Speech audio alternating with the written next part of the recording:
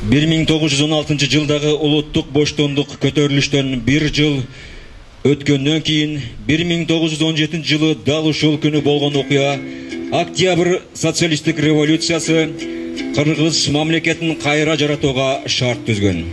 Октябрь революциясынан 5 жылдан кийин Кара Кыргыз автономиялуу облусу болгон. Ал эми өткөн кылымдын 37-38 жылдары дал ушул ноябрь айларында Кыргызстандын кышын кынаганга зор салым кошкон, өз өмүрлөрүн курмандыкка чалган Кыргыздын чыгаан инсандары репрессияга кабылган. Анын ичинде Жусуп Абдрахманов, Мурат Салихов, Осмонкул Алиев, Баялы Исакеев, Касым Тыныстанов, Эркинбек Эсенаманов, Төрөкул Айтматов, Иманалы Айдарбеков жана башка 138 чыгаан инсандар болгон. Мына ушул окуяга объективдүү баа берүү жана ата бабалардын элесине таазим этүү максатында 7-8 ноябрь тарых жана ата бабаларды эскерүү күнү катары 2017 жылы расмий жарыяланган. Бүгүнкү иш-чаранын катышуучулары биздин бүгүнкү жашообуз үчүн курман болгон ата бабаларыбыздын арбагына арнап Куран окуп бата кылып алсак. أعوذ بالله من الشيطان الرجيم بسم الله الرحمن الرحيم وسارعوا إلى مغفرة من ربكم وجنة عرضها السماوات والأرض أعدت للمتقين الذين ينفقون في السراء والضراء والكاظمين سبحان ربك رب العزة عما يصفون وسلام على المرسلين والحمد لله رب العالمين آمين.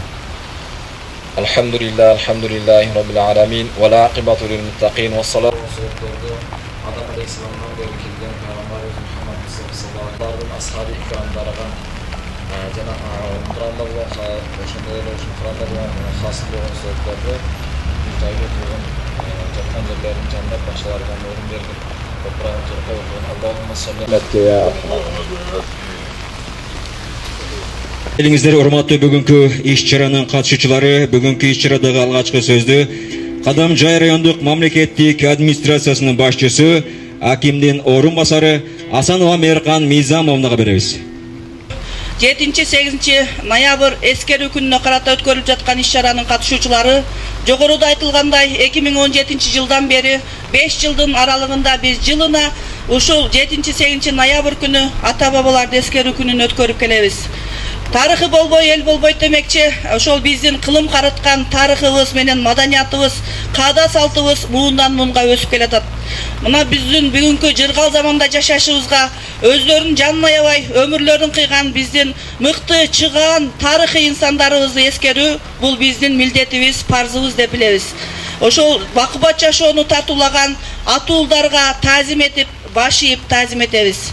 Анда эмесе бүгүнкү кеченин катышуучулары биз ушул өзүбүздөн чыккан биринчи туңгуч президент деп аталган Абдыкадыр Орозбековду, Полотханды, Масалиевди, дагы Кыргызстандагы бир топ чыгаан инсандарды эскерип, аларга гүл чампаларды коюп, муундан муунга алардын кылган эмгектерин өткөрүп туруу биздин милдетибиз.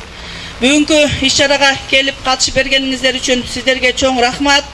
Биз булардын элесин түбөлүккө сактайбыз. Бардыңыздарга асык асман, жарык маанай каалайм. Заманыбыз тынч болсун, Кыргызстаныбыз өнүгүп өсө берсин.